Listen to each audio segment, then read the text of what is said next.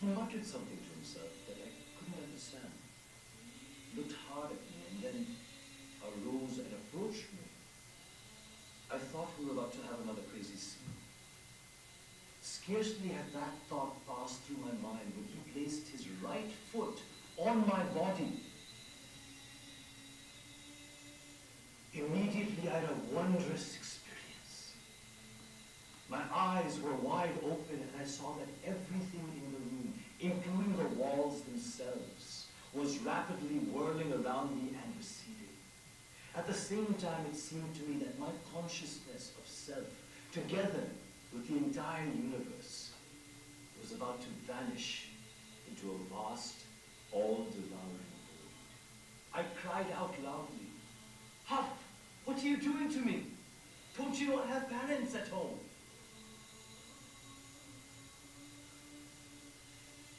When the master heard this, he gave a loud laugh. Then he touched my chest with his hand and said, "All right, let it stop now. It needn't be done all at once. It will happen in its own quick time." To my amazement, the extraordinary vision vanished as suddenly as it had come. Amused by all his questions, Ramakrishna offered the young man many mystical powers. Narad refused. "Let me realize God first, and then I shall perhaps know whether or not I want supernatural powers. If I accept them now, I may forget God, make selfish use of them, and thus come to grief." He was the perfect messenger for someone like Sri Ramakrishna, because Sri Ramakrishna in the West would have appeared utterly bizarre to most Westerners. They would not have known how to approach such a figure. This experience changed everything. He began to shed his old life and immersed himself completely on the mystical path. Years later, when he reflected upon this time, he said, "After all, I am only the boy who used to listen with rapt wonderment to the wonderful words of Sri Ramakrishna under the banyan and the Krishna."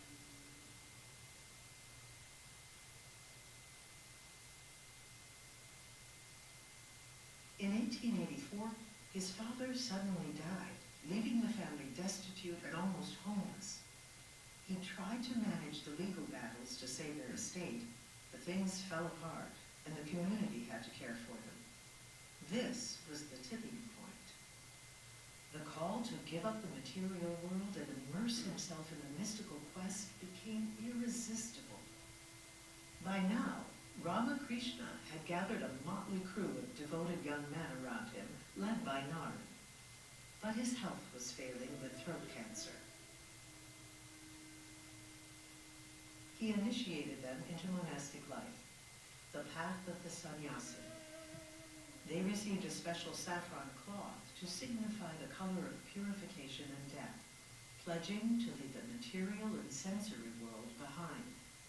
They shaved their heads, and one by one they took initiation with a mantra from the master. This was the birth of the Ramakrishna order of monks that today are such a major part of Indian life. On the evening of the 26th of August, 1886, Ramakrishna left his body surrounded by his young monks.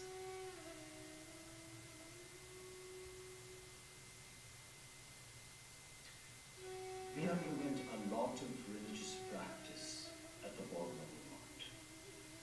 We used to get up at 3 a.m. and become absorbed in japa and meditation. What a strong spirit of detachment we had in those days.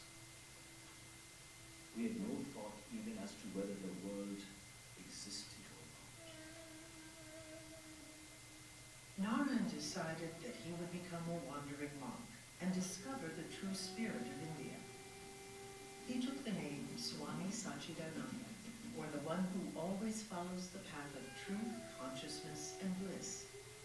In 1890, he left Calcutta by train.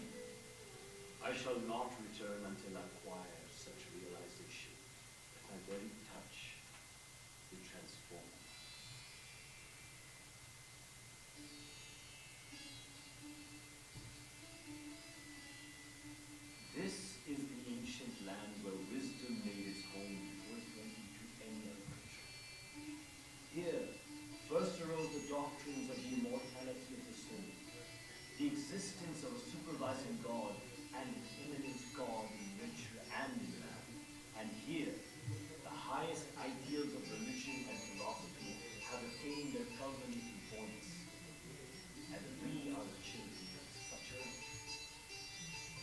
sharp intellect, command of English, and his Masonic credentials, the young Swami was able to mingle with everyone, from illiterate holy men to Maharajas and the educated elite. While traveling in Rajasthan, he met the Maharaja Ajit Singh of Khetri, and this would become the longest-lasting and dearest friendship of his life. The Maharaja was a young, erudite, and magnanimous ruler, and was one of the key driving forces in his later journey to America, and the first true supporter of his mission in India.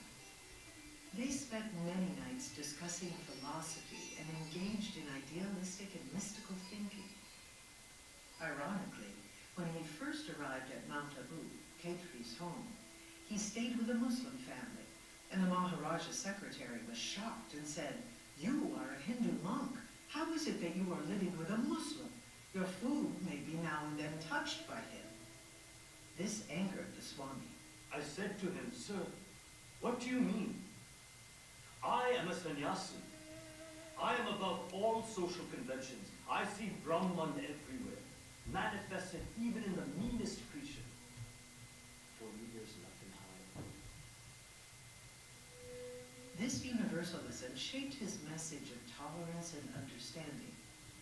As he continued on his quest, it dawned on him that India was a slave nation. Extreme poverty was everywhere. Colonial exploitation had brought droughts, famines, and imbalance to a once beautiful land. He saw a nation crushed and humiliated. He knew he had to do something. When so many people are illiterate and hungry, where do I have the time to think of my own liberation? May I be born again and again and suffer 1,000 miseries, if only I may worship the only God in whom I believe, the sum total of all souls, and above all, my God the wicked, my God the afflicted, my God the poor of all races.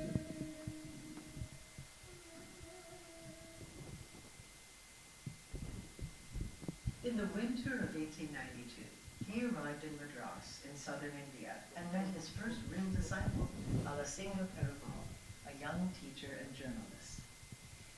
The young men of Madras had heard about the Parliament of Religions in Chicago and organized a committee to find someone to represent the highest ideals of Hinduism. When they met the Swami, they immediately knew that this was the man they had been searching for. The Swami was excited at the prospect of traveling to America, but uncertain if this was his path. He needed a sign. He traveled to the southernmost tip of India to a sleepy town called Kanyakumari, and there, walking on the beach, he saw a deserted island out in the ocean that seemed to call out his name. He swam out to it and meditated there for the answer, and while in deep meditation, a vision came to him. He saw Ramakrishna point to the seas, and he knew he had to go to America. The young men of Madras tried to raise the money. Much was promised, little materialized. He wrote to his dear friend, the Maharaja Ajit Singh, and he, as a friend would, came to the rescue.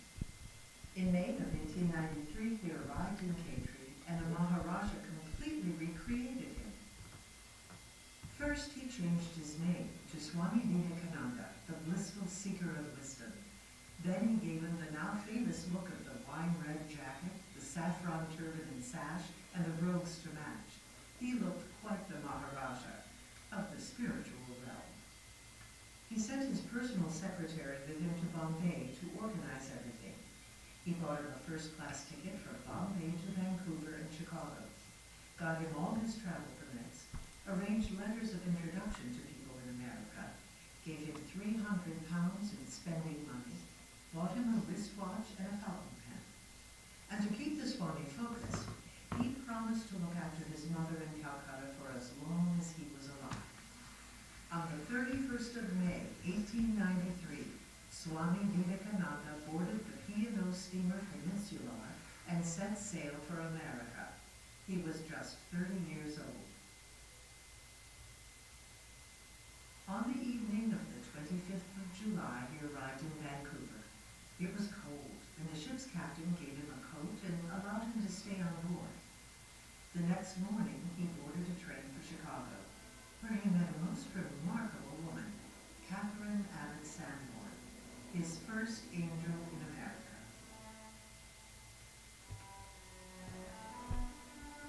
Kate was a poet, teacher, lecturer. Although this is very fun, but we have to stop here today for the program to begin. This is America's first guru. It went ahead in PBS to be published, so you can watch it for free whenever you wish to.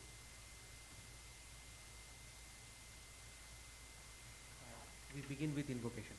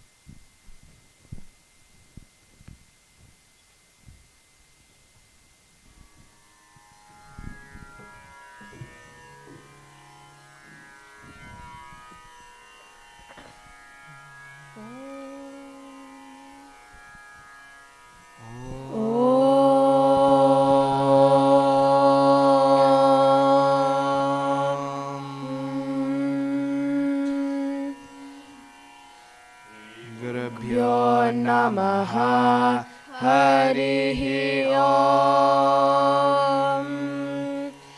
गणानां त्वा गणपतिगुं हवामहे कविं कवीनामुपमश्रवस्तमम् ज्येष्ठराजं ब्रह्मणां ब्रह्मणस्पत नः शृण्वन्नोतिभिः सीदसादनम् महागणपतये नमः प्रणो देवी सरस्वती वाजेभिर्वाजिनीवती धीनामवित्र्यवतु वाग्देव्यै नमः ॐ यश्छन्दसां वृषभो विश्वरूपः छन्दोभ्योऽद्यमृतात् सम्बभूव समेन्द्रो मेधया आस्पृणोतु अमृतस्य देवधारणो भूयासं शरीरं मे विचर्षणं जिह्वा मे मधुमत्तमा कर्णाभ्यां भूरि विश्रुवम् ब्रह्मणः कोशोऽसि मेधया पिहितः श्रुतं मे गोपाय ॐ शान्ति शान्ति शान्तिः ॐ मेधा देवी जुषमाणा न आगा आद्विश्वाची भद्रा सुमनस्यमाना त्वया जुष्टानुदमाना दुरुक्तान् बृहद्वदेम विदते राः त्वया जुष्टऋषिर्भवति देवि त्वया ब्रह्मा गतश्रीरुतत्वया त्वया जुष्टश्चित्रो विन्दते वसुसानो जुषस्वद्रविणो न मेधे मेधां म इन्द्रो दधातु मेधां देवी सरस्वती मेधां मे अश्विनाबुभावा दत्तां पुष्करस्रजा अप्सरासु च या मेधा गन्धर्वेषु च यन्मनः दैवीं मेधा सरस्वती सामा सुरभिर्जुषताग स्वाहा आमा मेधा सुरभिर्विश्वरूपा हिरण्यवर्णा जगति जगम्या ऊर्जस्वती पयसा पिन्वमाना सामा मेधा सुप्रतीकाजुषन्ताम् मयि प्रजां मयि अग्निस्तेजो ददातु मयि मेधां मयि प्रजां मयि इन्द्र इन्द्रियं ददातु धां मयि प्रजां मयि सूर्यो व्राजो ददातु हंस हंसाय विद्महे परमहंसाय धीमहि तन्नो हंस प्रचोदयात् ॐ शान्ति शान्ति शान्तिः हरिः ॐ तत्सत् श्रीरामकृष्णार्पणमस्तु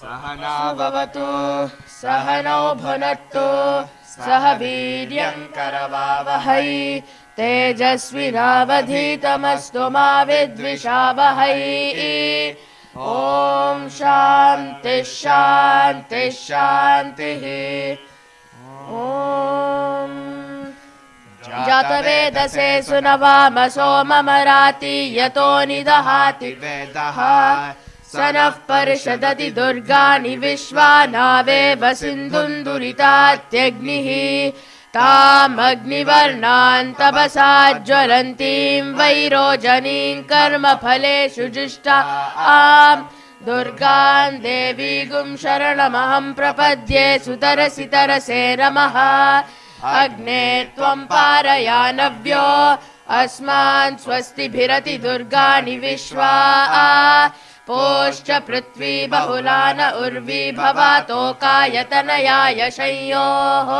विश्वानि नो दुर्गः जातवेदः सिन्धुर्ननावा दुरितातिपर्षि अग्ने अत्रिवन्मनसा घृणानो ओस्माकं भोद्यविता तनूनाम् प्रतनाजितगुं सहमानमुग्रमग्निगुं हुवेम परमात्सधस्तात् स नः परिषदति दुर्गाणि विश्वाक्षामद्देवो अतिदुरितात्यग्निः प्रत्नोषिकमीढ्यो अध्वरेषु सनार्च होतानव्यश्च सत्सि स्वाञ्चा आग्ने तनुवं पिप्रयस्वास्मभ्यं च सौभगमाय जस्वा गोभिर्जुष्टमयुजो निषिक्तं तवेन्द्र विष्णोरनुसञ्चरेम नाकस्य पृष्ठमविसंवसानो वैष्णवील्लोकैहमादयन्ताम्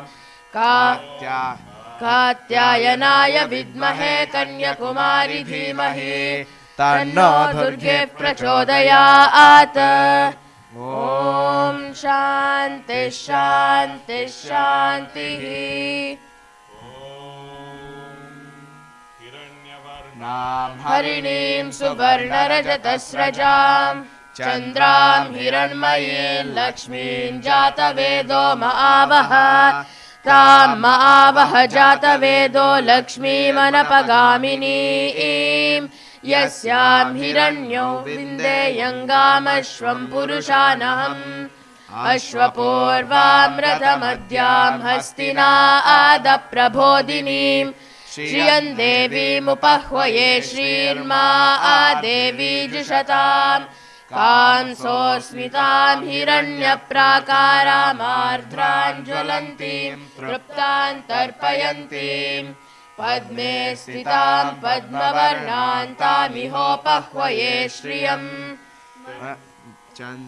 प्रभासा यशसा ज्वलन्तीं श्रियल्लोके देवजुष्टामुदाराम् तां पद्मिनीमीं शरणमहं प्रपद्ये अलक्ष्मीर्मे नश्यतां त्वावृणे आदित्यवर्णे तपसोऽधिजातो वनस्पतिस्तव वृक्षोऽथ बिल्वः तस्य फलानि तपसानुदन्तु मायान्तरायाश्च बाह्या अलक्ष्मीः उपैतुमान् देव सखः कीर्तिश्च मणिना सह प्रादुर्भूतोऽस्मि राष्ट्रेऽस्मिन् कीर्तिमृद्धिं ददातु मे श्रुत्तिपासामलान् ज्येष्ठामलक्ष्मीन्नाशयाम्यहम् अभूतिमसमृद्धिं च सर्वान् निर्नुद मे गृहात् गन्धद्वारान् दुरादर्शान् नित्यपुष्टाङ्करीषिणीम् ईश्वरीं सर्वभूतानां तामिहोपह्वये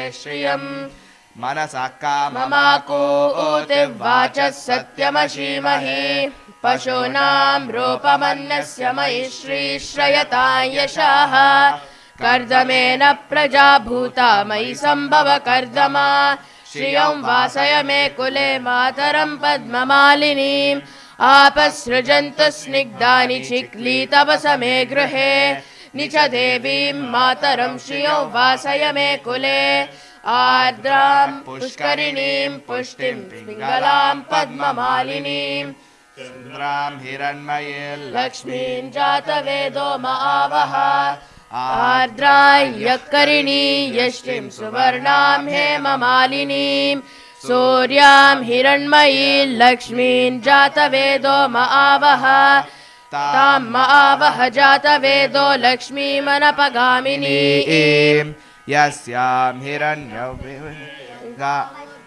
यस्यां हिरण्यो प्रभूतं गावो दास्यो श्वान विन्देयं पुरुषानहम् सिद्धलक्ष्मीर्मोक्षलक्ष्मीर्जयलक्ष्मी सरस्वती श्रीलक्ष्मीर्वरलक्ष्मीश्च प्रसन्ना मम सर्वदा सर्वमङ्गलमाङ्गल्ये शिवे सर्वार्थसाधिके शरण्ये त्र्यम्बके देवी नारायणि नमोऽस्तुते नारायणि नमोऽस्तुते नारायणि नमोऽस्तुते महादेव्यै च विद्महे विष्णुपत्न्यै च धीमहि तन्नो लक्ष्मीः प्रचोदयात् सक्तुमिव तिदमुना पुनन्तो यत्र धीरा मनसा वाचमक्रता अत्रासका आयः सख्यानि जानते भद्रैषा लक्ष्मीर्निहितादिवाची ॐ शान्तिः शान्तिः शान्तिः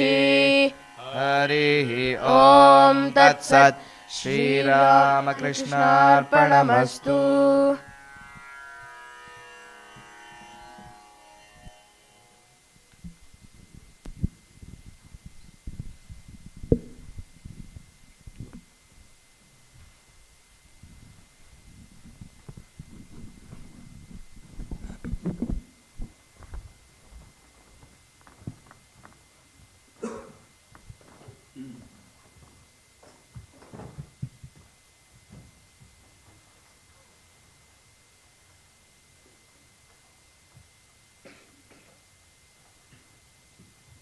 श्रीगुरुभ्यो नमः हरिः ओम्।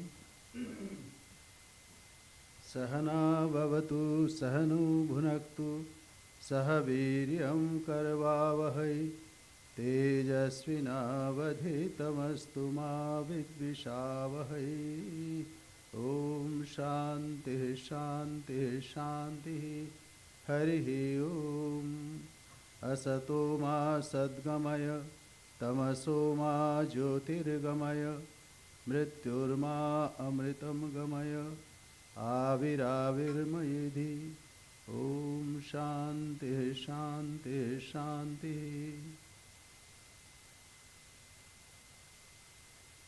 May we be protected, may we be nourished, may we strive with energy and vigor. May our study be enlightening and not give rise to hostility. Om peace, peace, peace. Lead us to truth and not to untruth. Lead us to enlightenment and not ignorance. Lead us to immortality and not death. Let the self-manifesting Atman grow in me. Om peace and peace. Good morning to you all. We have gathered here to meditate on the teachings of Swami Vivekananda.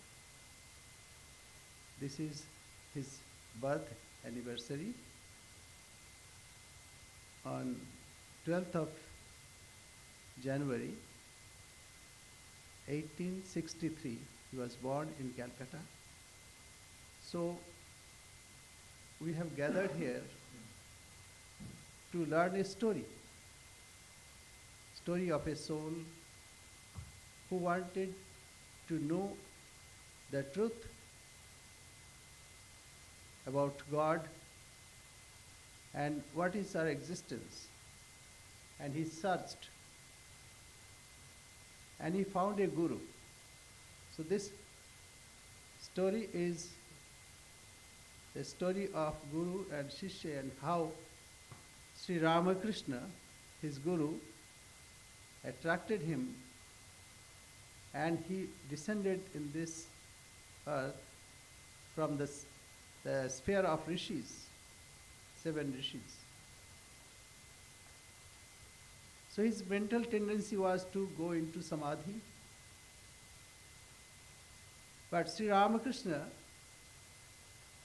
forbade him to do that. As we know the incident, once Sri Ramakrishna asked, "What is your ideal of life?" So he said, "I want to be in samadhi for 3-4 days in a stretch, and then I'll come down, and then I'll eat something to keep my body alive, and then again merge into samadhi." Sri Ramakrishna scolded him. "Are you so small? I thought you will be like a big banyan tree, under the shade of which very people will come and rest. And you are thinking about your own salvation, own samadhi, own enjoyment. Fie on you. You are such a great adhar. Adhar means receptacle. And you are thinking in a small way. So by this scolding, and also he taught, if God can be meditated closing one's eyes, why it is not possible to meditate on God while keeping eyes open? Serving God. God is manifesting in so many forms, so many ways. Same God can be meditated on through services.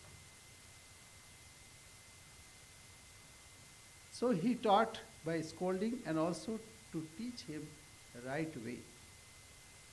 That is the opening of the source, great source of love of Swami Vivekananda for humanity.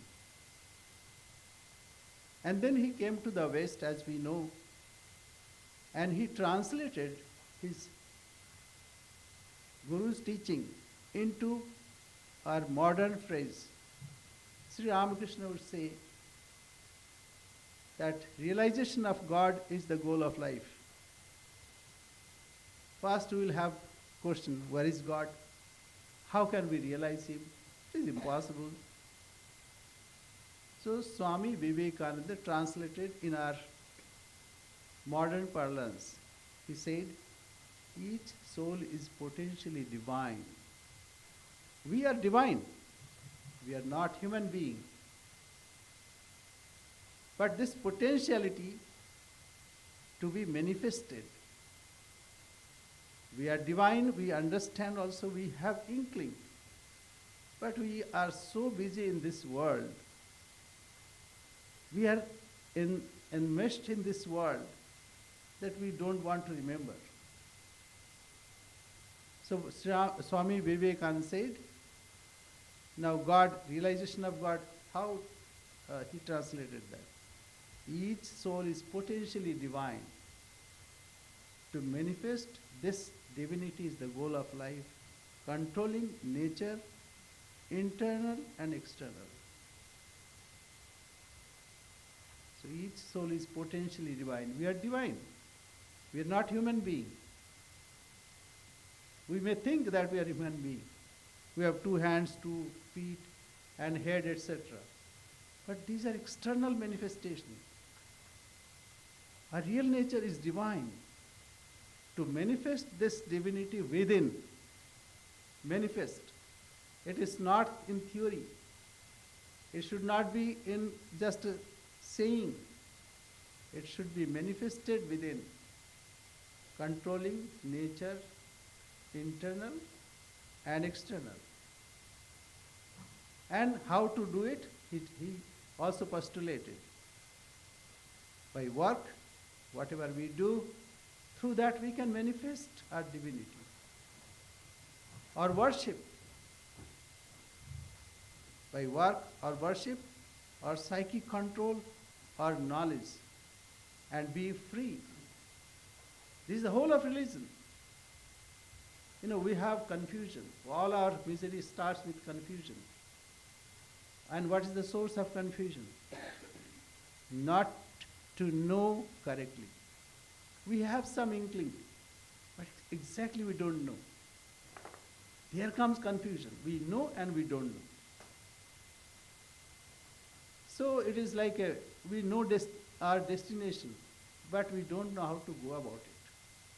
So this confusion, if removed, then it is like daylight. We can see it.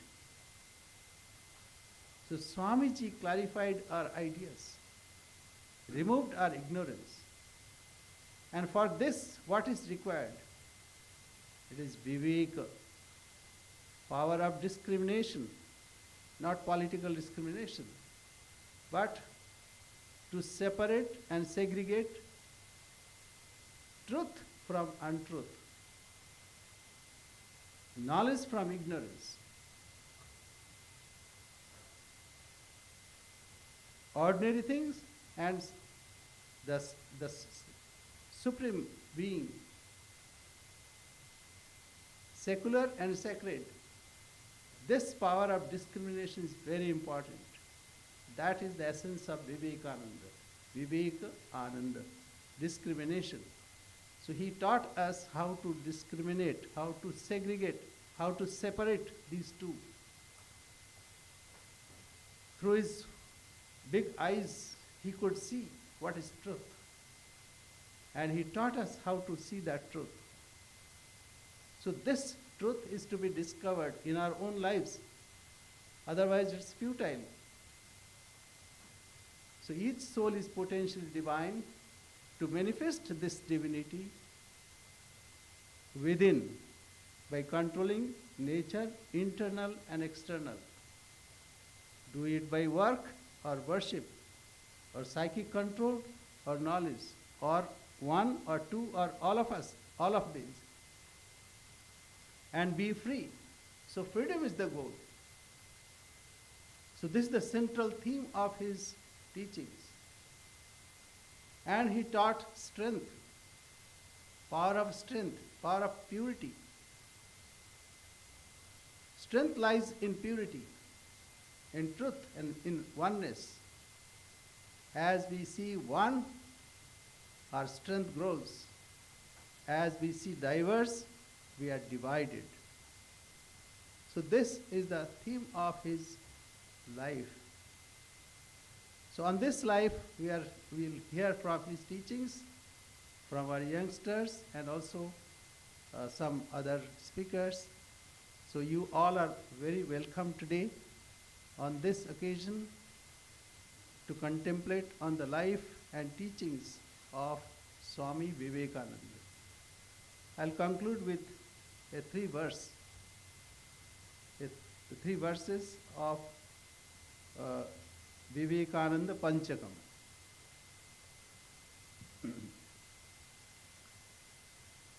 Anitya drisheshu vivecya nityam tasmin samadhaktaiha smalilaya viveka vairagya vishuddha chityam Yoso viveki tamaham namami. To him who shifting out the eternal from the transitory of this world made it his sport to concentrate thereon his mind, purified by discrimination and renunciation. To that discriminating soul I salute. Vivekajananda nimagna chittam vivekadanaikavinodashilam vivekabhasa kamaniya kantim vivekabhasa kamaniya kantim vivekinam tam satatam namami. To him whose mind was immersed in the bliss that comes of discrimination, whose nature delighted solely in kindling discrimination, and whose beauty was made winsome by the glow of discrimination, to that discriminating soul my salutations ever go. Ritam cha vijnanam adhishrayat yat nirantaram cha dhimadhyantahinam sukham surupam prakaroti yasya sukham surupam prakaroti yasya Anandamurtim tamaham namami.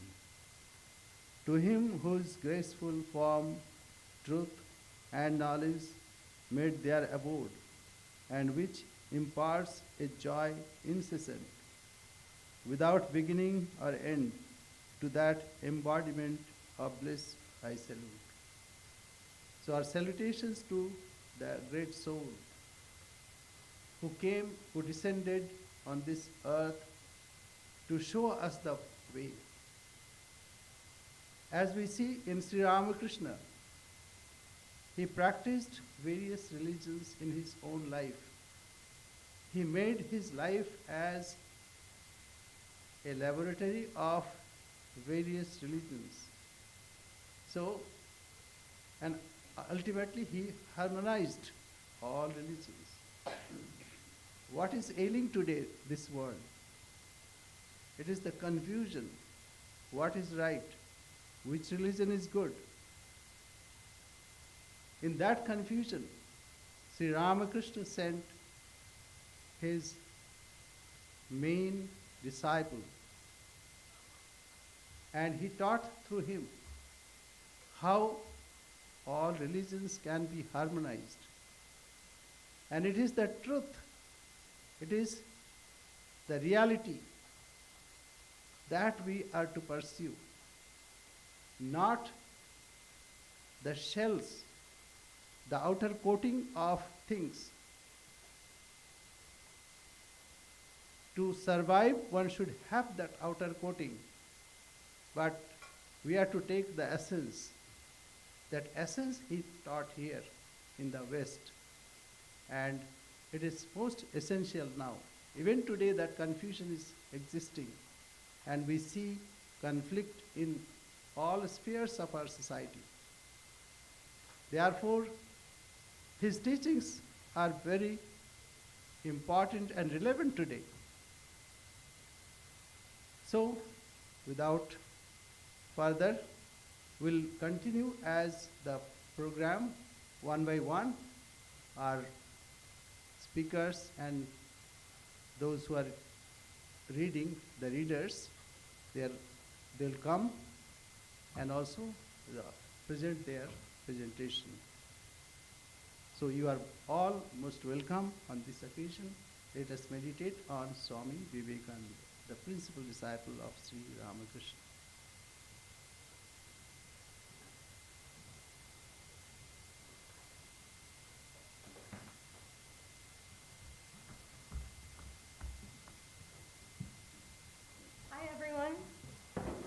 Susie, and I have the privilege to get to talk to you about the letters of Swami Vivekananda on his birthday. And I'm happy to tell you that you too can read these letters. And in fact, in our bookstore, we have 4 copies. I checked this morning. So if you get inspired, you could pick that book up. So, a little bit of context. I'm going to read from the back of the book. It says, letters are the reflections of one's mind. We can imagine the magnetic effects the letters of a dynamic personality and saint like Swami Vivekananda had upon the lives of those to whom they were addressed. His letters contain many passages, a single one of which is sufficient to bring about a great revolution and complete transformation of one's life. So in getting ready to talk with you, I pulled, looks like 4 quotes from different letters that I want to share, and then I will share with you just a small paragraph from one letter.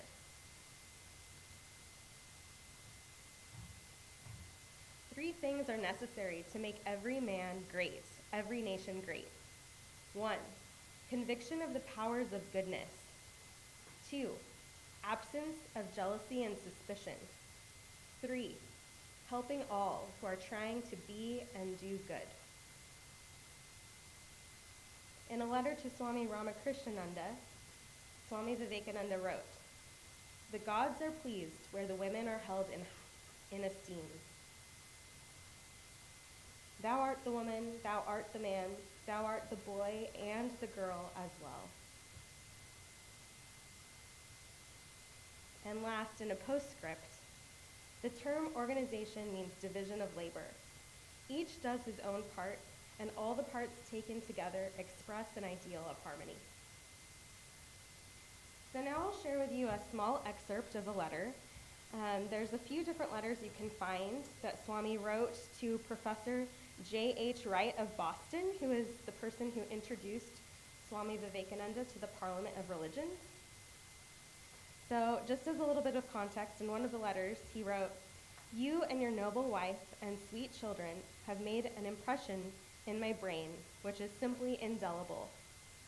And I thought myself so much nearer to heaven when living with you." So now I'll read to you from another letter that is addressed to that person, that professor.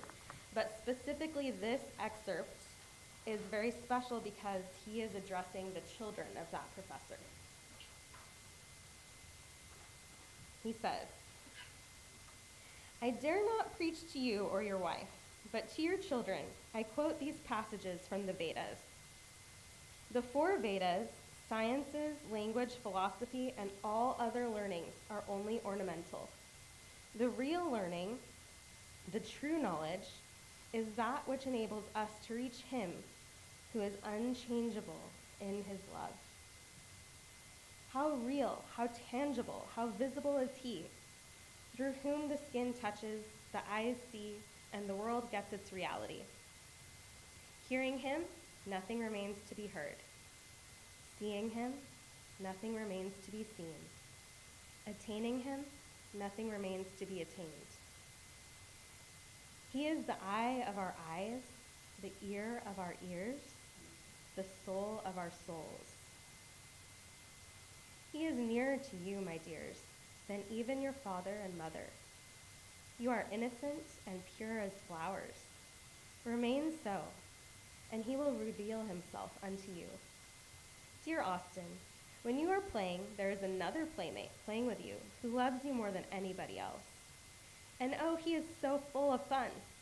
He's always playing, sometimes with great big balls which we call the sun and earth, sometimes with little children like you, and laughing and playing with you. How funny it would be to see him and to play with him. My dear, think of it." Thank you.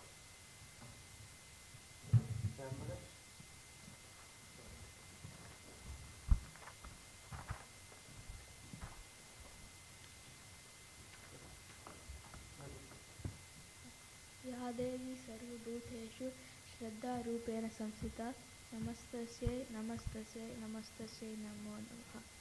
My namaskara to the divine trio and my humble pranams to Swami Chandrasekharanandaji. My pranams to all the elders assembled here today, dear friends and assembled youth. It is a privilege to you to speak about one of the greatest visionaries India has ever produced, Swami Vivekananda, and his inspiring thoughts of the youth. Swami Vivekananda is a spiritual leader and reformer, not only revived India's cultural identity, but also lit a torch in self-belief and empowerment for generations to come. His teachings, especially for the youth, are as relevant today as they were over a century ago. Swami Vivekananda firmly believed the youth are the backbone of any nation. He said, "My faith is in the younger generation, the modern generation. Out of them will come my workers. They will work the whole problem like lions." These words reflected his unwavering trust in energy, strength, and determination of the young minds. He envisioned a youth force that is not just physically strong, but also morally upright and intellectually sharp. One of his most famous messages to the youth was, "Arise, awake, stop not until the goal is reached." This timeless call urges us to awaken from slumber and take charge into our destiny and pursue until we achieve our purpose. Swami Vivekananda reminded young people to dream big, but also emphasized the importance of discipline and hard work to turn those dreams into reality. For Swami Vivekananda, character building was a paramount. He believed education is not merely about gathering information, but about shaping one's character and becoming self-dependent. He urged the youth to cultivate qualities such as honesty, self-confidence, and compassion, for he believed that only individuals with a strong moral foundation could contribute meaningfully to the society. Another significant aspect of his teachings was the idea of fearlessness. We can learn this from a fragment of his life. Once, Naren and his friends were playing on a tree which is located in a mango grove. The owner of the grove got upset because every day he reminded them to stop playing in his trees, but they wouldn't listen. So the owner decided to scare them away. He approached the boys and stated, "Hey boys, don't play in the tree. There is a monster living in there, and he'll take you away." All the boys got scared and started running away. But Naren was thinking, "If there's such a monster, why hasn't he taken away the other times we played?" So, with his confidence, he stayed and kept playing in the tree. Then the other boys joined him, seeing that he wasn't taken away, and he wanted the youth to face life's challenges head on with courage and determination, as he believed that fear is only the limits of our potential, as the story states. Swami Vivekananda also emphasized the importance of selfless service. He believed that true progress comes when we dedicate ourselves to the welfare of others. He said, "They alone live who live for others. The rest are more dead than alive." He urged the youth to rise above selfish motives and work towards building a better society. In today's fast-paced world, where distractions are plenty, Swami Vivekananda's teachings remind us to stay grounded and focused on what truly matters. He inspires us to harness our energy and talents, not just for personal success, but also for the greater good of humanity. To conclude, let us remember Swami Vivekananda's vision of youth empowered, fearless, and full of determination. Let us strive to embody his ideals and work towards creating a world that reflects a dream of harmony, strength, and selfless service. Thank you all.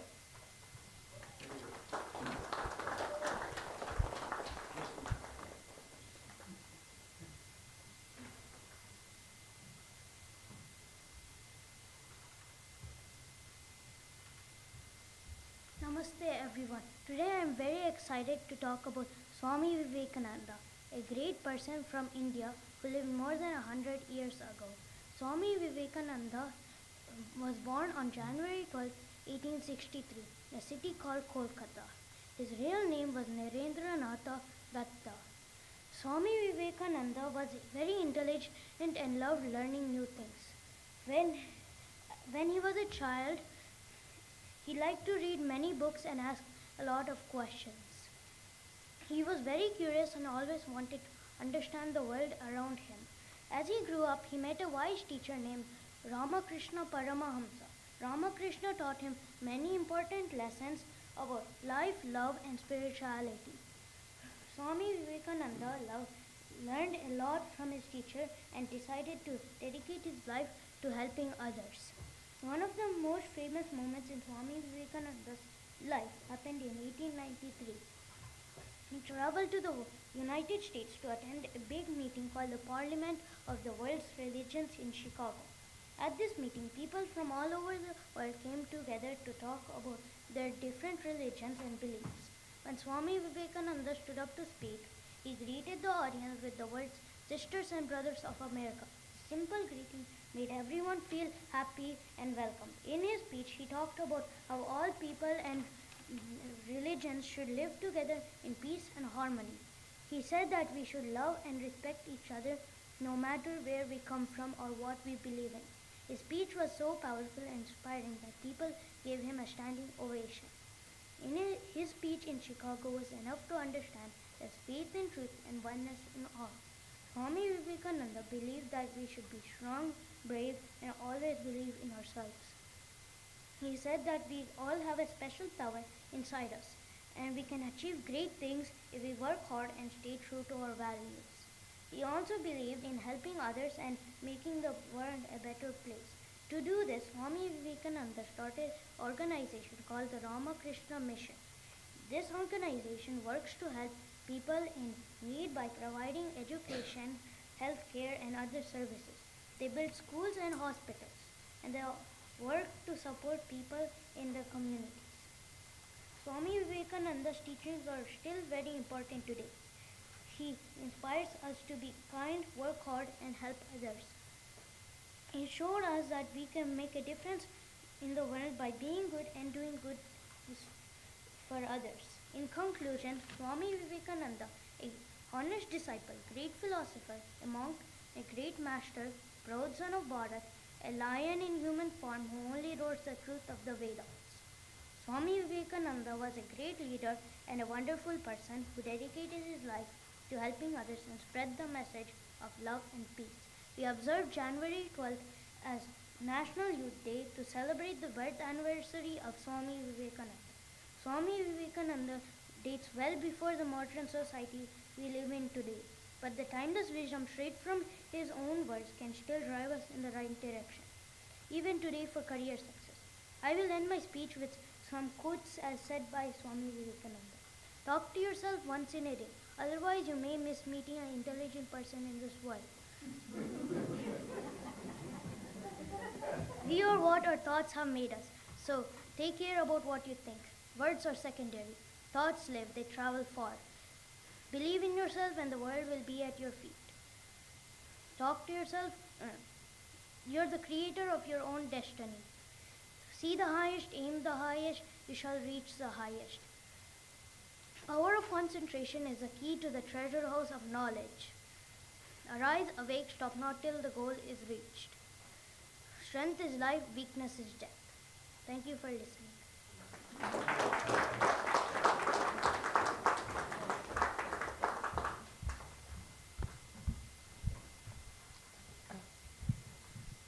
Hello everybody. My name is Vishit Mutkamat, and today I'll be reading a few stories of Swami Vivekananda. The first story. Once in Chicago, Swami Vivekananda showcased his remarkable intellect and voracious reading habits. He would borrow large volumes of books from the library and return them the next day. Intrigued by his borrowing pattern, the librarian confronted him, asking why he borrowed books if he didn't intend to read them. To her dismay, Swami Vivekananda revealed that he had read all of those books within a day. Annoyed, the librarian challenged him by selecting a random page from a book and asked him to recite its contents. To her astonishment, Swami Vivekananda flawlessly repeated the lines without even glancing at the book. Impressed, the librarian posed more questions, and Swami answered them all with precision, leaving her in awe of his extraordinary knowledge. Lesson: In this story, Swami Vivekananda's extensive reading and ability to recall information effortlessly highlight the immense power of knowledge. His dedication to learning and his remarkable memory serve as an inspiration for all. The lesson here is that by cultivating a hunger for knowledge and consistently expanding our intellectual horizons, we can achieve great heights of understanding and wisdom. The second story. Before representing India and Hinduism at the Parliament of World Religions in Chicago, Swami Vivekananda was tested by his mother to determine if he was worthy of preaching Hinduism. They sat down to eat fruits, and after Swami finished eating, his mother asked for the knife. He handed it over to her in a specific way, holding the sharp edge while offering the wooden handle, ensuring she wouldn't get hurt. Impressed by his compassionate act, his mother affirmed that he had passed the test and was now eligible to preach to the world. Swami Vivekananda, confused, questioned her about the significance of his action. She explained that his consideration for his well-being reflected his ability to care for others, a remarkable quality that made him deserving of spreading his teachings.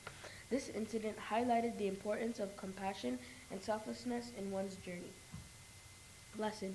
In this story, Swami Vivekananda's act of handing over the knife to his mother, considering her safety, showcases the essence of compassion and selflessness.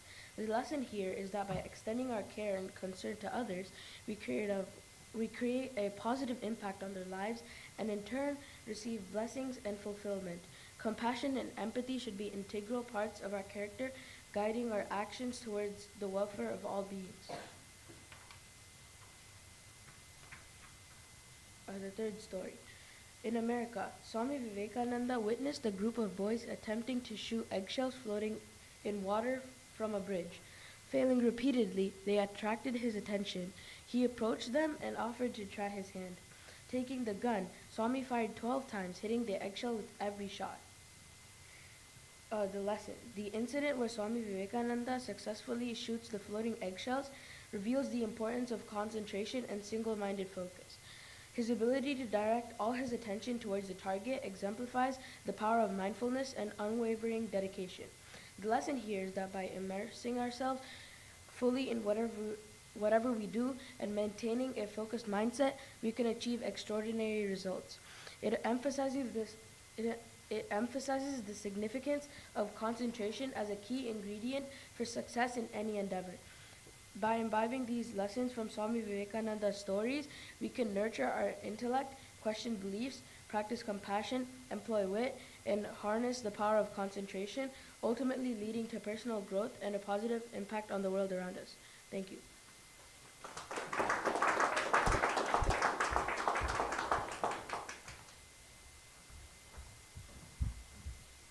Hello, my name is Stuti Mudgarmat. Hello, my name is Stuti Mudgarmat, and I'm going to share 5 quotes with you. You know but little of which that is within you. For behind you is the ocean of infinite. You know but little of which that is within you. For behind you is the ocean of infinite power and blessedness. Everything is easy when you're busy, but nothing is easy when you're lazy. Who is helping you? Don't forget them. Who is loving you? Don't hate them. Who is believing you? Don't cheat them. We are what our thoughts have made us. So take care about what you think. Words are secondary. Thoughts live. They travel far. In a conflict between your heart and the brain, follow your heart. Thank you.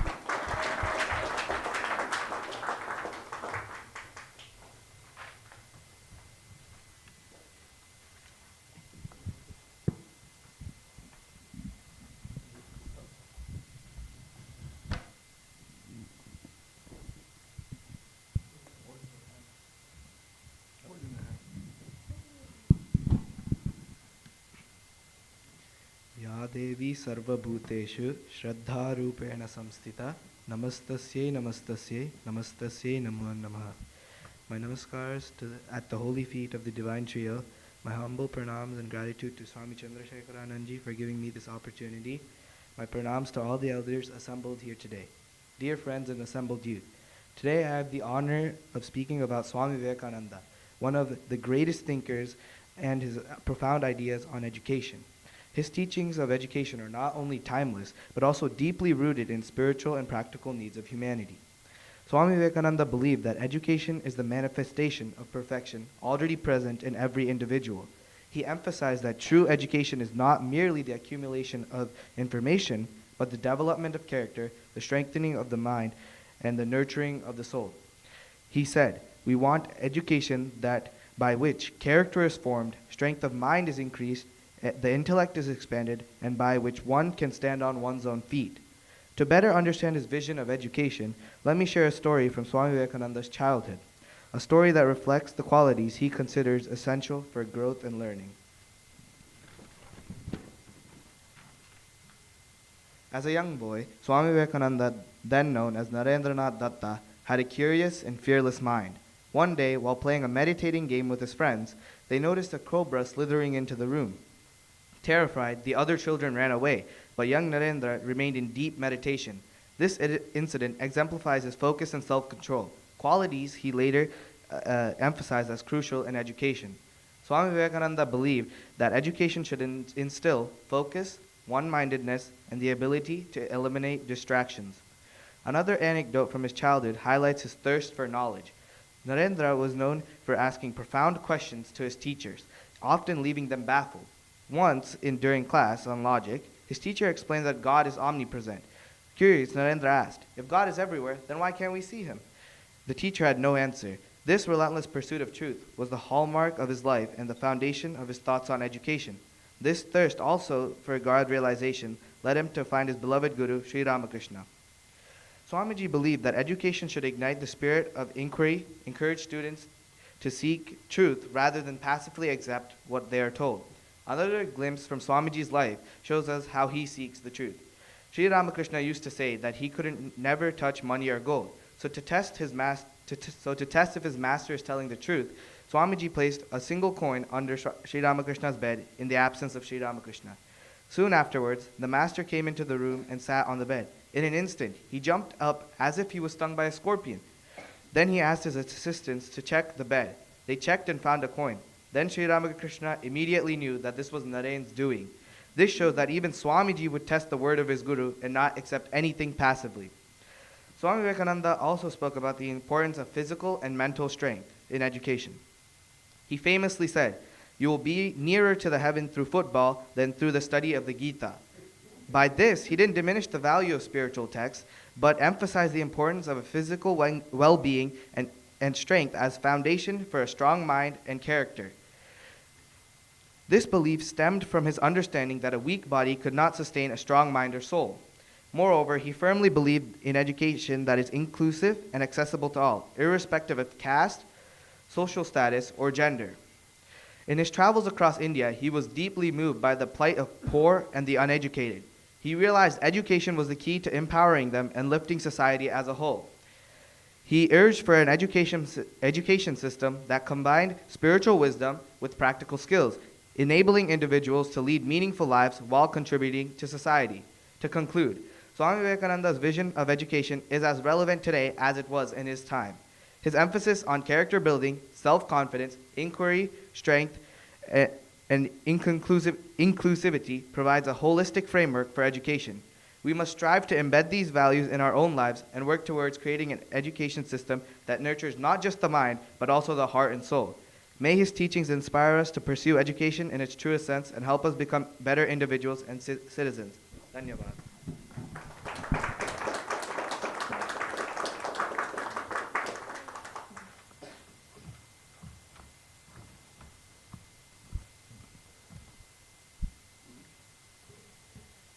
Okay, good morning everybody. Today I wanted to talk about 3 values that Swami Vivekananda emphasized in his teachings. These values, purity, patience, and perseverance, were central to his philosophy to the West. According to Vivekananda, cultivating these 3 virtues is essential for achieving success in all endeavors, whether material or spiritual. Swamiji himself embodied these values throughout his life, making him a living example of their transformative power. In Vivekananda's teachings, purity refers to our pure nature, the innate divinity within every soul. This purity is already present in all of us, but it is often obscured by our tendencies, desires, and attachments. Swamiji taught us that we must re-manifest this purity through devotion, knowledge, selfless action, and meditation. These practices help us strip away the layers of ignorance that cover our inner light, allowing our soul to shine forth in its original brilliance. However, as we all know, practicing this type of virtue is far easier said than done. The journey through purity is long and filled with challenges, requiring another crucial value, patience. According to Vivekananda, patience is the ability to endure life's difficulties without losing faith or composure. Life is a continuous test filled with delays, failures, and hardships, especially for all of us who are striving towards spiritual life. Swamiji emphasized the importance of staying level-headed, calm, and practical, even in the face of adversity. Patience allows us to trust the process, knowing that progress often takes time and effort. But patience alone is not enough. To truly achieve our goals, we must combine patience with perseverance. Perseverance in Vivekananda's teachings is the relentless pursuit of one's goals, regardless of obstacles. It is the determination to press on, never losing sight of the vision ahead. Swamiji often reminded us that setbacks are inevitable, but the key to success lies in our ability to rise after every fall and keep moving forward with unwavering focus. Together, purity, patience, and perseverance form a powerful foundation for personal growth and success, and Swami Vivekananda not only preached these values but lived them, inspiring countless others through his teachings and his example. One of the best examples of these three virtues can be seen in Swami Vivekananda's journey to the Parliament of the World Religions in Chicago in 1893. Swamiji's purity of purpose was evident in his unwavering desire to spread the universal message of Vedanta and inspire global unity. He had no selfish motives, only the noble aim of fostering harmony and spiritual upliftment. However, the path to achieving this goal was far from easy. When Vivekananda arrived in America, he faced tremendous difficulties. He was a stranger in a foreign land with no financial support, no acquaintances, and little understanding of the cultural landscape. For weeks, he endured hunger and hardship, relying on his patience to persevere through these challenges without losing faith in his mission. Despite these obstacles, Vivekananda's perseverance carried him forward.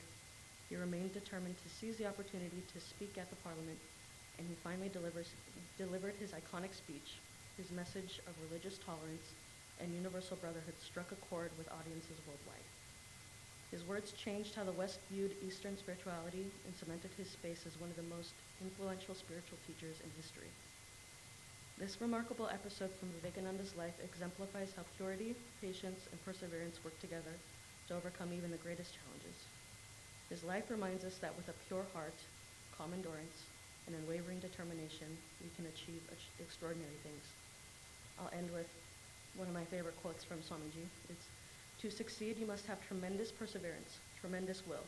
I will drink the ocean," says the persevering soul. "At my will, mountains will crumble up." Have that sort of energy, that sort of will, work hard, and you will reach the goal. So arise, awake, and stop not till the goal is reached. Namaste.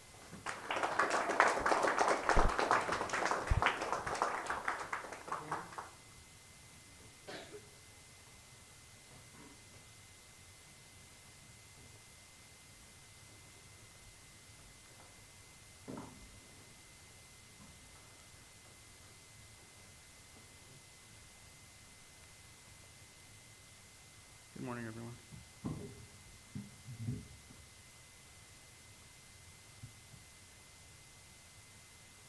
The quote from Vivekananda that I have chosen is, "Do not accept anything because I have said so, but test everything for yourself.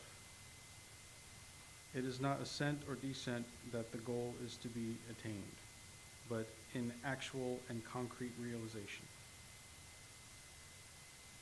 Swami Vivekananda lived this ideal every every day, even testing his teacher Sri Ramakrishna. When Narendra, Swami Vivekananda's birth name, went to Dakshineshwar to meet with Ramakrishna for the first time, he asked him if he had seen or experienced God. Ramakrishna immediately replied without hesitation, "Yes, I have seen God. I see him as I see you here, only more clearly. God can be seen. God can talk to, one can talk to him. But who cares for God? People shed torrents of tears for their wives, children, wealth, and property. But who weeps for the vision of God? If one cries sincerely for God, one can surely see him." Narendra felt amazed at this, as this was the first time he was meeting someone who could say that he has met or experienced God. He also understood those were not mere words, but words uttered from deep inner experiences. He left Dakshineshwar and came back to Calcutta in a highly puzzled and bewildered state of mind. When Narendra met with Ramakrishna for the second time, he had another strange experience. When he was talking to Ramakrishna, Ramakrishna suddenly placed his right foot on Narendra's chest, and Narendra started feeling unconscious. He felt as if everything around him, the rooms, the walls, the temple garden, were vanishing away. Narendra got scared and cried out, "What are you doing to me? I have my parents, brothers, and sisters at home." Ramakrishna laughed and moved his foot from his body. He restored his consciousness and said, "All right, everything will happen in due time." Narendra became even more puzzled and felt that Ramakrishna had hypnotized him. At first, Narendra would not accept Ramakrishna as his teacher. He tested Ramakrishna in various ways and asked him many critical questions. Ramakrishna also encouraged Narendra and told him, "Test me as the money changers test their coins. You must not believe me without testing me thoroughly." Narendra learned Ramakrishna considered money as a hindrance on the path to spirituality and could not tolerate the touch of silver coins. To test this, on a day when Ramakrishna was not in his room, Narendra put a silver coin under the mattress of his bed. Ramakrishna entered the room without knowing of Narendra's act, then sat on his bed, but immediately he jumped up in pain and asked someone to check his bed. The bed was searched and the coin was found. 2 days before the dissolution of the master's body, Narendra was standing by Ramakrishna's bedside when a strange thought flashed into his mind. Was the master truly an incarnation of God? He said to himself that he would accept Sri Ramakrishna's divinity if the master, on the threshold of death, declared himself to be an incarnation. But this was a passing thought. He stood looking intensely at the master's face. Slowly, Sri Ramakrishna's lips parted, and he said in a clear voice, "Oh, my Naren, are you still not convinced? He who in the past was born as Rama and Krishna is now living in this very body as Ramakrishna, but not from the standpoint of your Vedanta." Thus, Sri Ramakrishna, in answering Narendra's mental query, put himself in the category of Rama and Krishna, who are recognized by Orthodox Hindus as two of the avatars or incarnations of God. Swami Vivekananda still doubted even up upon Sri Ramakrishna's death. It is okay to question and test, as both Sri Ramakrishna and Swami Vivekananda both have said. Test your guru, test your spirituality until you alone have the realization of God. Thank you.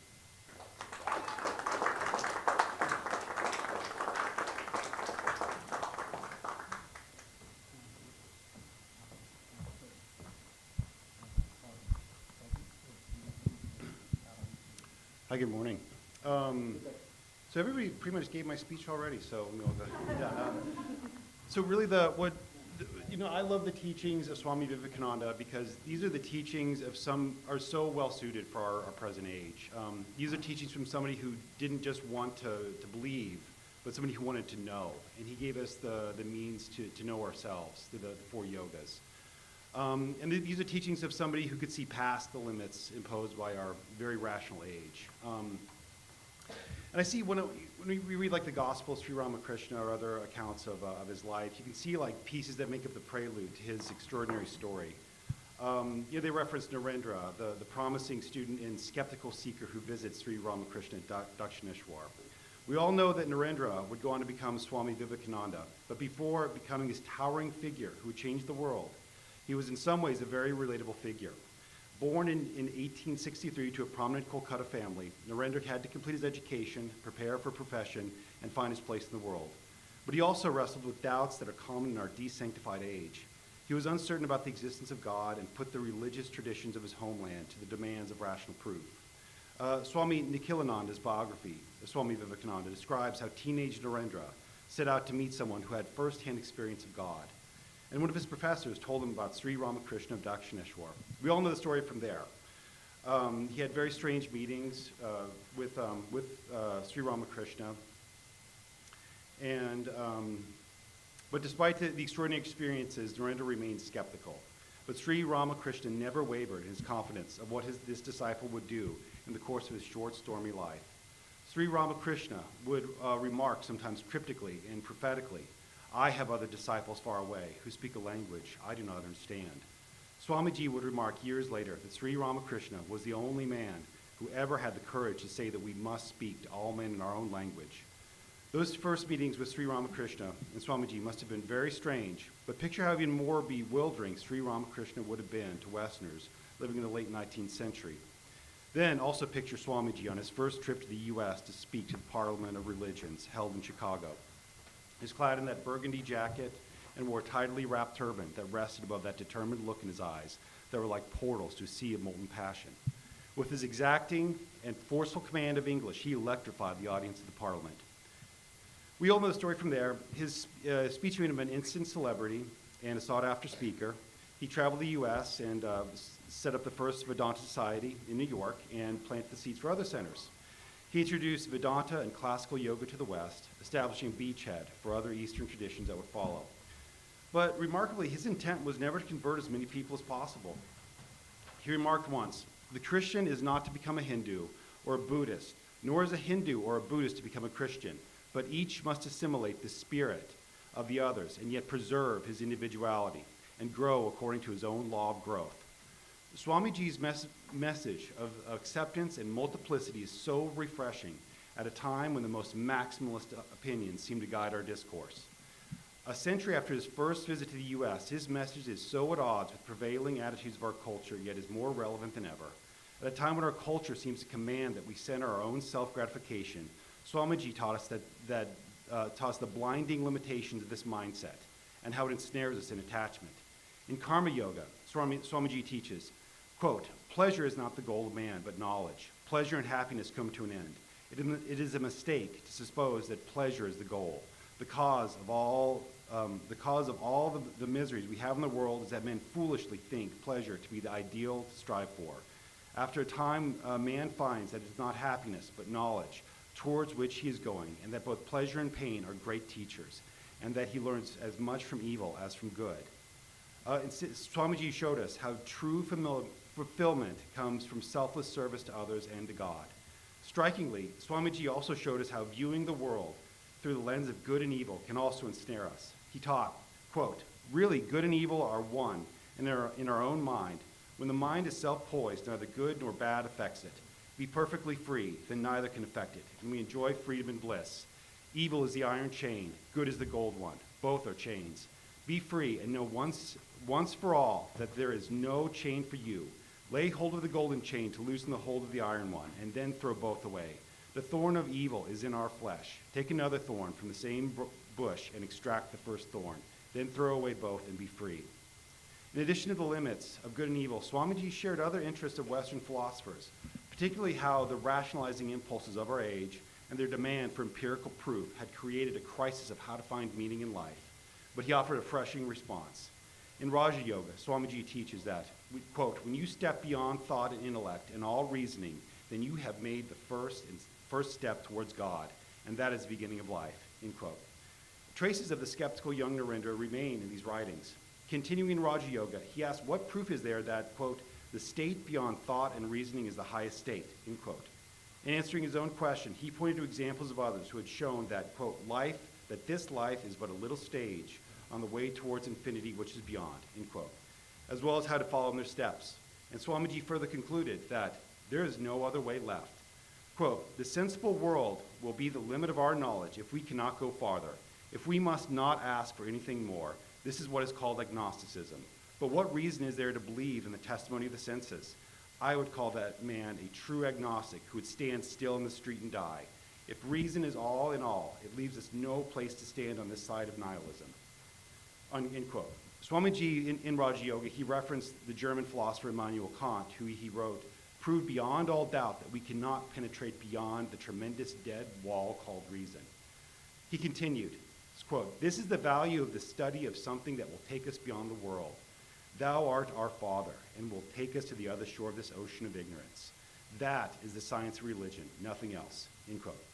As you probably know, Swamiji left his body on July 4th, 1902 at the age of 39.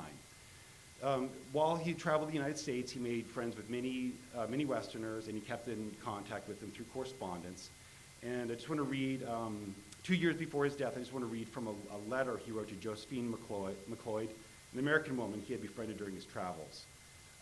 Quote, the battle, and it seems in this letter he seems to really fulfilled his life's mission, and he knew why he was here.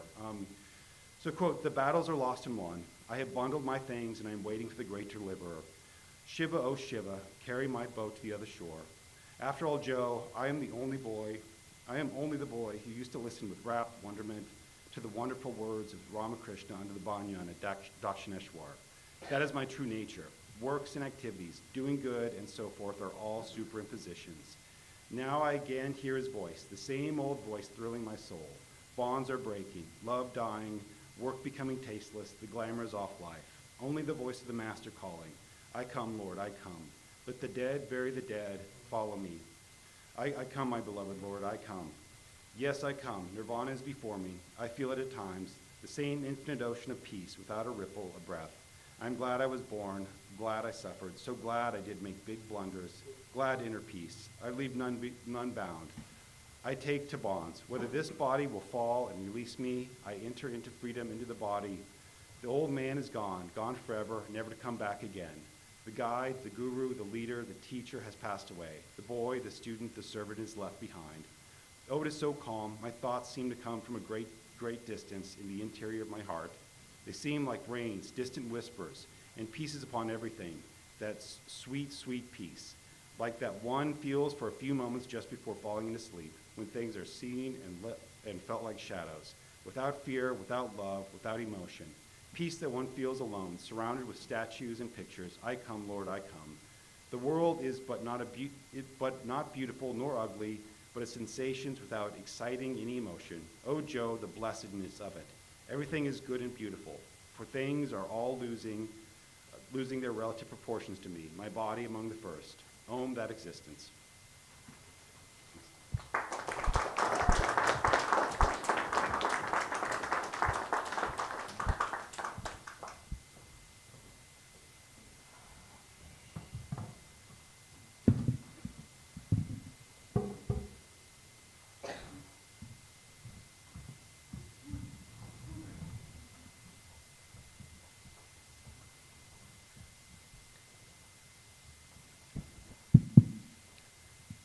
So today,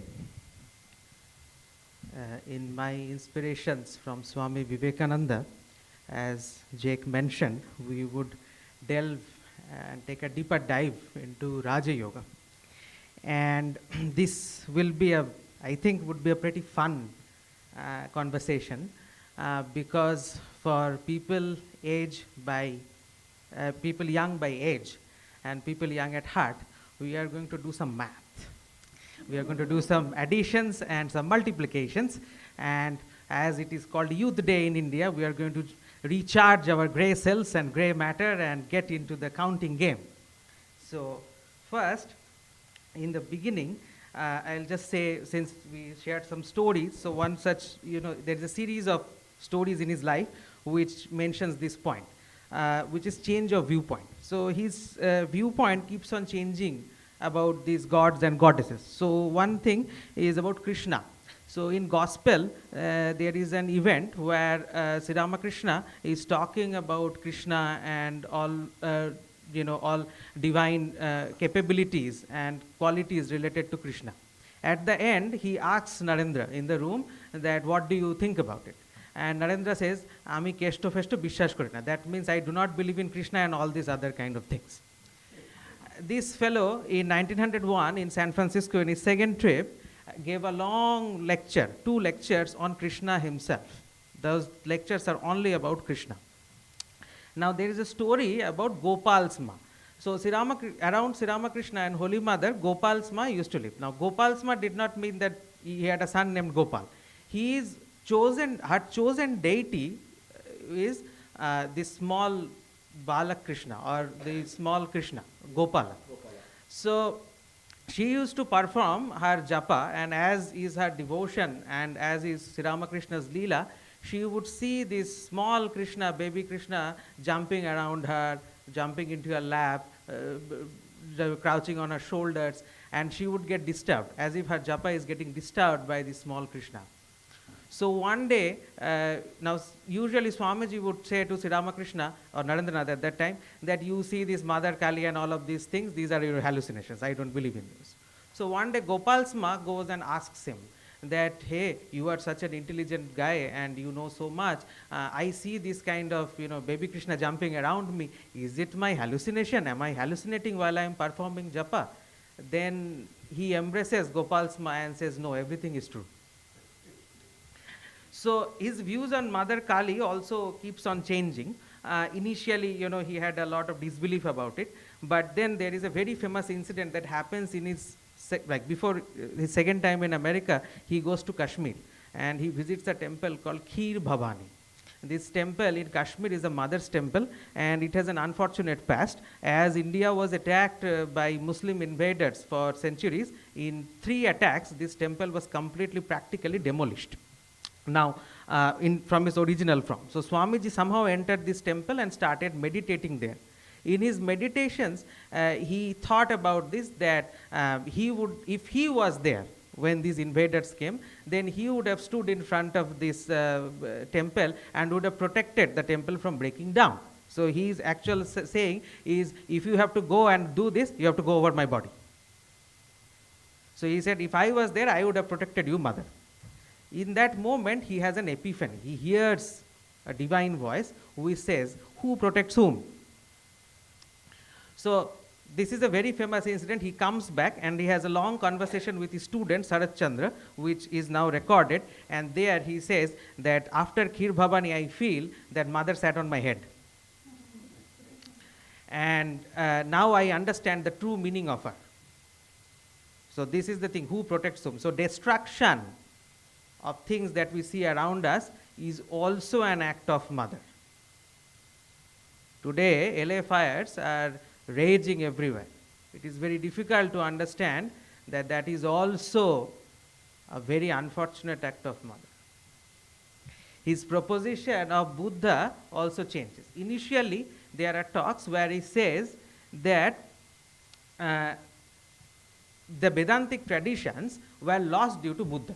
So there is a saying that Hindu traditions went down and down into idolatry and all sorts of ideologies and forgot the true essence of Vedanta. And then Buddha came. He actually preached Vedanta without taking the name of God. Buddhism usually doesn't talk about one true self. Everything else is talked about. So that way, the fall of Buddhism, the fall of Hinduism happened. He once actually said that. But then you see in Chicago when he came, he redefines the purpose of Buddha. He gave a very famous talk in his Chicago lectures called Proposition of Shakyamuni. So our viewpoints in life about various things changes, and hopefully the next topic actually does that. So this is very interesting, and this comes out from his view about Raja Yoga. As you see, Swamiji was very much into science, right? Many believe that his advent to United States and to the Western country started this discussion and research, or reinvigorated the discussion and research on understanding consciousness. Today there is so much of research going on. Many believe that it was inspired by him. We know that he met Nikola Tesla twice, once in Chicago, one in Paris. None of those conversations are recorded. The Parisian conversation was reimagined by Christopher Isherwood in his writing in 1975. You can go and have a look at it. And his Raja Yoga pinpoints to various topics of math. So that is where our next idea is. Now, this part is called Math of Japa. This part is not something that came out of my brain. It was inspired by a very, very famous monk, late Swami Jitatmananda. Swami Jitatmananda ji was a very well-known order of the monk, a very well-known monk of the order, and he has visited US many, many times. He has visited our center. Some of you might remember him, actually twice. And quite interestingly, he was the headmaster of Ramakrishna Mission Vidyalaya in 70s, way before I was born. But when I was a student at this school, when he used to be in Kolkata, he would usually visit this and have very interesting discussions. Swami wrote many, many books, but two that really struck me at that time are his book on science. So he is a chemistry major, and Swami wrote this book called Holistic Science and Vedanta. He also wrote a book called Modern Physics and Vedanta. These books are still in publication, and for people who are interested in science and studies, should definitely read the second one. It literally starts with a concept of gluon from Max Born. It's a Vedanta book, by the way. So, very interesting speaker, and I had the opportunity of talking about this thing with him, and he mentioned certain things, so I'm going to talk about that. So, this is our magic number, 108, right? So, everywhere you go and see, you see this number 108 in our tradition. People who have taken initiation, you all know that we have constantly talked about 108. Anybody who has sang one Sankirtanam, knows 108, right? Ram Nam Sankirtanam, 108 names. Sham Nam Sankirtanam, 108 names. Durga has 108 names. Shiva has 108 names. You just take the name of the gods and goddesses, they all have 108 stuff. So why did our system be so fixated on 108? From a number theory standpoint, not so fun. Usually if we study the tables of 12 or 9, we would find this number, right? 12 multiplied by 9, 36 multiplied by 3. If you go by primes, then 2 cube multiplied by 3 cube. It has nothing fun in it. But when we go to the japa standpoint, then we see some interesting aspects. So, you see, all japa happens in multiples of 108, right? When you count your beads for japa, it either has 108 beads, or it has 36 bits, or it has 12 bits. Sometimes people would wear them as bracelets, it would have 12 bits. So, if you do the long mala counting, then you would do 108, and you would keep on increasing. If you do 36, you would do it 3 times. If you have a 12-bit one, you would do it 9 times to do 108. But all japa usually happens in 108, and we sometimes don't stop at 108. We keep on increasing it. So you do one round of mala, 108, another round of mala, 260, in that we keep on increasing. So, if we keep on increasing our japa, which we should ideally do, then how does it look like? So this is where the multiplication comes in. Let's take 108 as one unit of japa. So when you do 2, you go to 216, so and so forth. When you go to 10, you do 1080. We increase it, do let's say 50 units, so we go to 5040. When we do 100 units, then we go to 10,800. So the 100 units of japa crosses this 10,000 mark. In our tradition, 2 people have talked about this 10,000 units of japa. One is Holy Mother, and the other is Swami Brahmananda. Swami Brahmananda, in his Eternal Companion, actually says, if you do not feel anything after 10,000 units of japa, come and have a conversation with me. So 10,000 units of japa is some serious benchmark in tradition. I don't know about it, but he talks about it. Even Mother says that you practice 10,000 units on subsequent times to have understanding. Now, if we keep on increasing this number to 1,000 units, 2,000, 5,000, then it keeps on going. So what about 8,000 units? When you do 8,000 units of japa, then that is 8,000 multiplied by 108. This comes to this number 864,000. If you want to take one number from this entire slide, it is this, 86400. 864,000. Keep this number in mind. Now we go to one sidereal day. What the sidereal day means? It is a day of the sun, which is every day, right? Every day is a day of the sun. That means what? We have 24 hours a day, 60 minutes every hour, 60 seconds every minute. So how many seconds in a day? I think I got your attention. So Bhuvanesh, can you check my math? So how many seconds in a day? But that side, not side view. Right. Right. So how many seconds in a Sunday? Right? In a day of the sun, 864. So this number is something interesting. Right? It matches 8,000 units of japa and the number of seconds in a day matches. So this comes out to an equivalent statement. If somebody tells you every second of the day you should take the name of God, this basically means you do it 8,000 units. So ideally, you can take God's name every second of the day. It is mathematically valid. So 108 is a spiritual unit of time. When you look at day, second is our unit. When you look at nanoscale physics, you use lasers to look at them, femtosecond is the unit. In our spiritual time scale, 108 is an unit. That is why this whole business of 108. When you offer Bildo lives in Homa fire, one count is 108. The other count is 28. The next will delve into that. So, now, when many people get initiated, they ask for a japamala. Now, the guru gives the japamala. But many years ago, when I asked my guru for a japamala, he instead said this to me.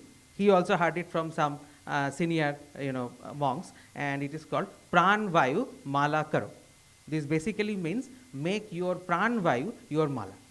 That means, now what is Pran Vayu mean? Literal meaning, prana is vitality, vayu is air. So vital breath. Make your vital breath your mala. You don't need any hand counting. You don't need a set of beads to carry on with you. As long as you live, you breathe. So that is your mala. Such an interesting concept. So what does, and Raja Yoga takes a deep dive into prana, right? So now prana in a shortcut. So you see, Swami Vivekananda in Raja Yoga talks about two very important things. So in order to live our life, maintain our life, we consume two physical and tangible things. One physical and each of those passes through our sense organs. One tangible material that we consume is food, and that passes through our mouth, over our tongue, through our sense organ, and it is essential to live.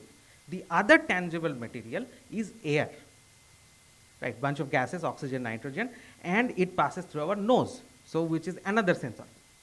There is long discussions about food. If you need a quick detail, you can go into Bhagavad Gita chapter 17 between 20 and 30. If you want deeper dive, you can read Shankaracharya, Yagnavalkya and all of those people. Hatha Yoga states talked about food. Krishna followers have their own concepts of food. That is not the topic of today. Today we are going to talk about breathing. Now, if you see breathing, then the concept of breathing exercises or pranayama is there in all divisions of yoga. Whether you follow Ashtanga, 8 limbs, Dashanga, 10 limbs, or Saptanga, 7 limbs, whichever one, pranayama is essential in the pathway of Raja Yoga. So, but pranayama does not mean breathing exercises. This is a very wrong concept. The word pranayama, prana is again vital force, and ayama is expansion. So the word means expansion of prana. It does not make, it is very difficult to grasp, then how by breathing you can expand your vital force. That is the lucrative mystery of Raja Yoga. So when you go there, now pranayama is available all over Portland. The pun is intended from Swami Shantarupan on the stock, that there is a yoga center at every corner. In Tanasbone you have Yoga Amazing. In Burnside you have Yoga, Bhoga and Roga. So, which has a beautiful sushi shop opposite to it. Devishananda and I used to walk by and he would joke that sushi would be the Bhoga part. So, so you see, this concept exists even in the concept of stress management. Right, if your exhalation is longer than your inhalation, then you actually relieve stress. People who have used Breathe app on their Apple watches, actually does that. It forces you to have your exhalation cycle more than your inhalation cycle. So all the ways that these smart systems are measuring our stress is trying to measure our inhalation and exhalation cycle. There are even patents on that topic. So, but pranayama is not only inhalation and exhalation. Pranayama talks about three parts. It has inhalation, which is called puraka. It has hold or breath retention, which is called kumbhaka. And finally, it has exhale, which is called rechaka. Now, each of these is performed in a multiple of 4 for some unknown reason. The first triplet is 4, 16, and 8. That means you inhale with 4 counts, you retain with 16 counts, you exhale with 8 counts. You can multiply that again by 4. So you inhale with 16 counts, you retain with 64 counts, and you exhale with 32. You can keep on increasing and multiply these triplets by 4. That is how pranayama progresses. So there is a rhythm in all of this. There are multiples of 4. Exhalation is twice than inhalation. Retention is usually 4 times inhalation or 2 times exhale. So now when we come to our ashrama, we have all performed homa. And when we do offer homa, perform homa, we offer billow leaves. Now you see, every time when we do it, we either give 108 billow leaves or we give 28. So we have seen what is there with 108. But where does this magic number of 28 come from? Why don't we do 54? Why don't we do 72? Right? These are valid questions. So how about 28? So Jen, this is the answer for counting 28 every time. This is one pranayama unit. 4 plus 16 plus 8. That's how the number 28 comes. So 28 and 108 are 2 units for our life. One is a pranayama unit, the least count of pranayama unit. The other 108 is the least count of a spiritual unit of time. So as we say in Purnahuti, right, that all that we do with our hand, our limbs and other members at various states, dream, awakened state and dreamless sleep, each of these is governed by these 2 units of time. So we offer up all that we have done with our hands, limbs or other members in dream, awakened or dreamless sleep at the feet of Sri Ramakrishna. Om Purnamada Purnamidam Purnat Purnamudachyate Purnasya Purnamadaya Purnameva Vashishyate. Om Shanti Shanti Shanti.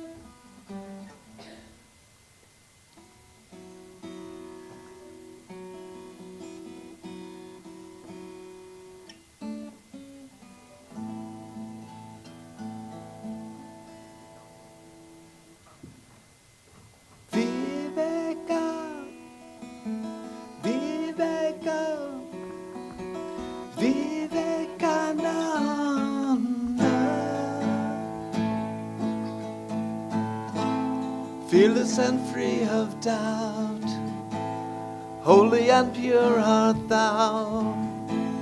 On bended knee I bow to thee, Swamiji. With power and energy and vision for all to see, you gave away all for free, Swamiji. Swamiji.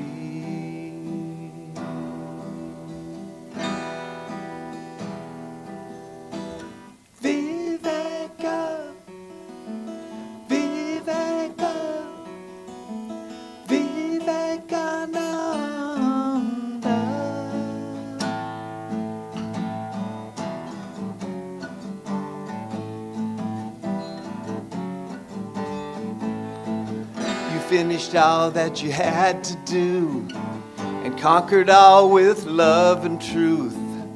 You gave us what we cannot lose.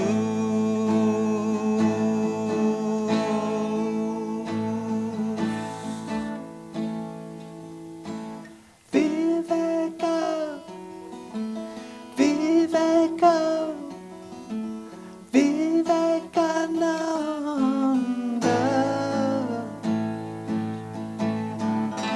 Devotion that never died and wisdom personified. Your praises heard far and wide, Swamiji, Swamiji. And when Mother's work is done, the world will all know we're one. Freedom revealed, shining sun, Swamiji, Swamiji, Swamiji, Swamiji.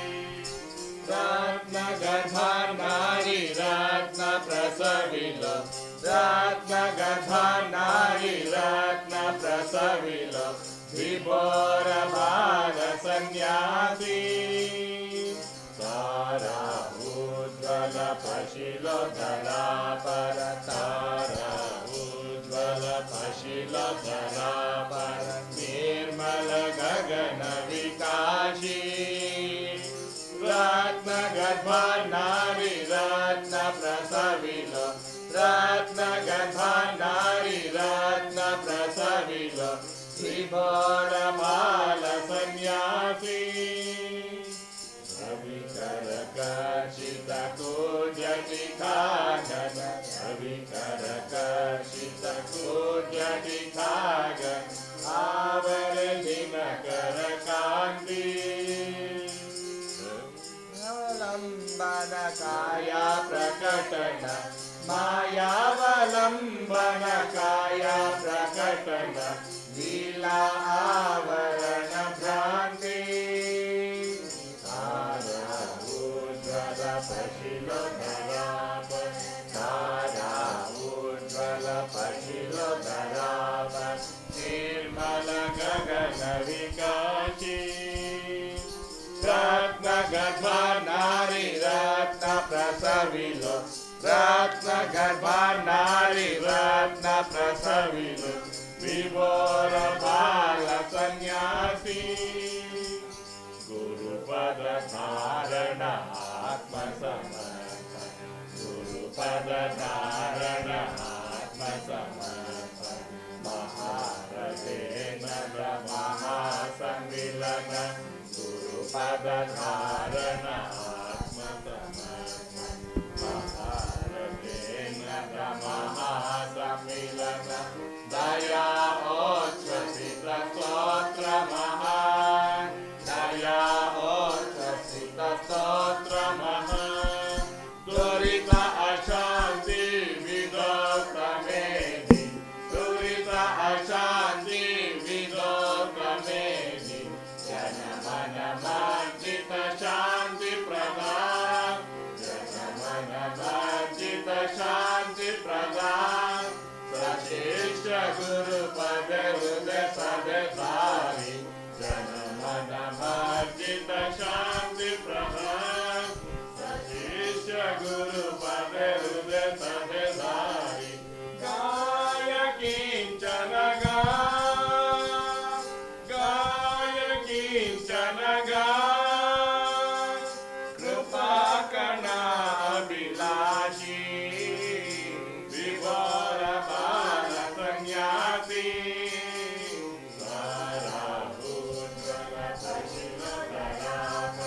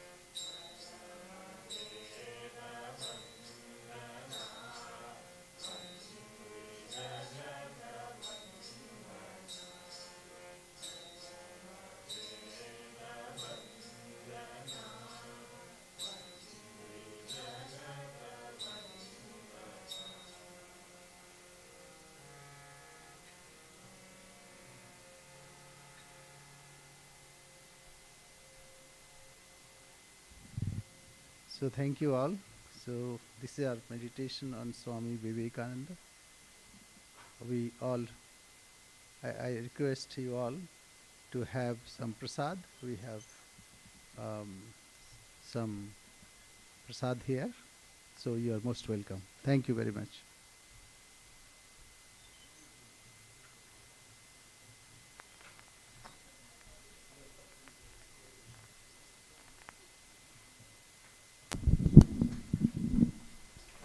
Okay, everyone, one announcement before you go to the prasad lunch is I wanted to make sure you all know that we have another kids event coming up at the temple in 3 weeks. So on February 1st, which is a Saturday from 2 to 4, we'll have a creative workshop that's just for kids, and it's from 2 to 4, and the theme is about being a good friend to yourself and to others. And we'll be doing a lesson in conversation, make virtue-inspired friendship bracelets, and do a gratitude project, as well as make a special offering for Holy Mother. So if you'd like to register your child for that event, you can email vedantapdx@gmail.com and get signed up. And if you are planning to come, please be here 15 minutes early. We will start right at 2. Thank you.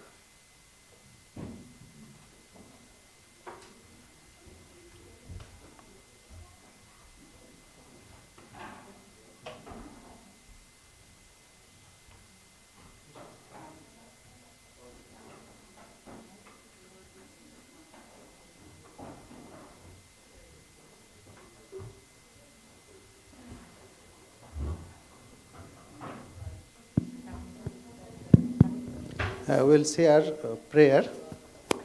Yeah, please.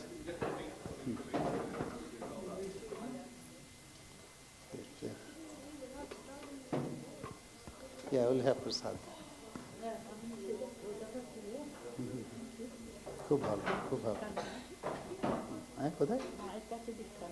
বাহ, মায়ের কাছে? ও, সারদা মায়ের, মানে সারদা মঠ থেকে।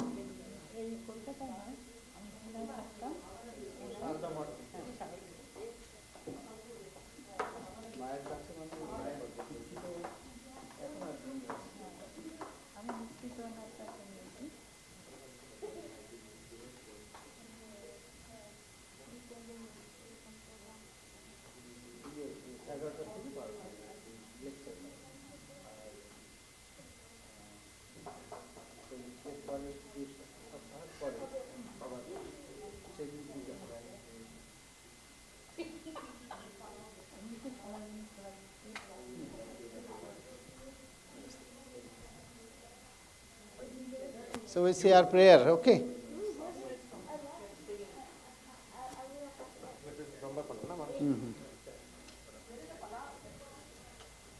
We'll say Brahmarpanam.